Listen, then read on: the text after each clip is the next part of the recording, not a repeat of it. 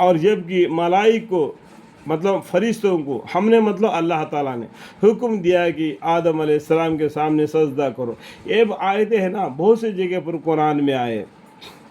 یہ بات کو سمجھنے کے لیے بھی بار بار اللہ تعالیٰ بتائے.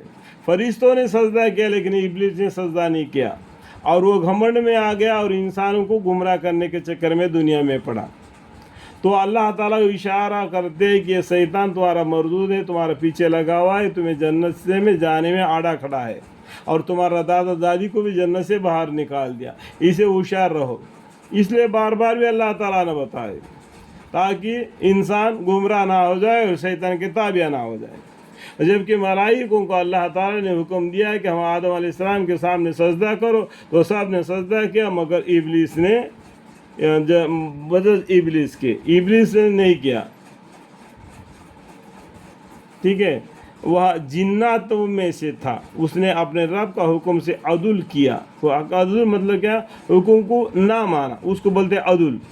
سو کیا پھر بھی تم اس کو اور اس کے چیلے چانٹوں کو دوست بناتے ہو. یعنی شیطان جو گناہ کرتا ہے نا وہ شیطانی حرکت ہے، اس کو دوست بنانا. تو اللہ تعالیٰ اس طریقے سے اشارہ بولتے ہیں کہ جو شیطانی حرکت ہے عدل حکمی ہے اللہ کا، تو اس کو دوست بناتے ہو. اللہ نے نیک کامیں بتائے، اس کو دوستی بنانا. سمجھ میں آیا بات؟ اللہ کے حکم کو ماننا، اس کے ساتھ دوستی کرنا، یہ اللہ کا حکم کو ماننا. شیطان اور اس کے چیلے چاٹوں کو دوست بنانا مطلب کہ گناہ اور شرک اور گندی حرکتیں جو کرنا شیطانی دوستی ہے. مجھ کو چھوڑ کر حالانکہ وہ تمہارے دشمن ہیں.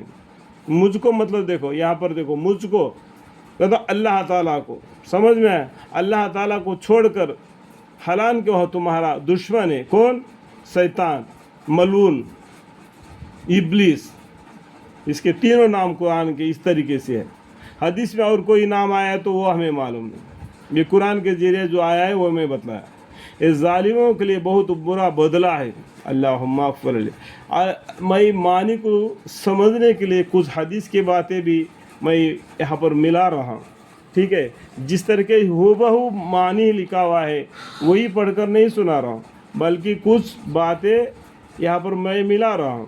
تو اللہ بہتر جانتے ہیں کہ دلوں تک کے راز کو جاننے والے باریک بن باخبر ہے. میرا ارادہ کیا ہے، میرا امید کیا ہے، میں سمجھنے کے لیے، سمجھانے کے لیے. اور بھی اللہ تعالیٰ سے دعا مانگتا ہوں کہ مجھے علم عطا فرمائے. اور قال رب اشرح لی صدری ویسر لی امری واحلل عقدۃ من لسانی یفقہوا قولی.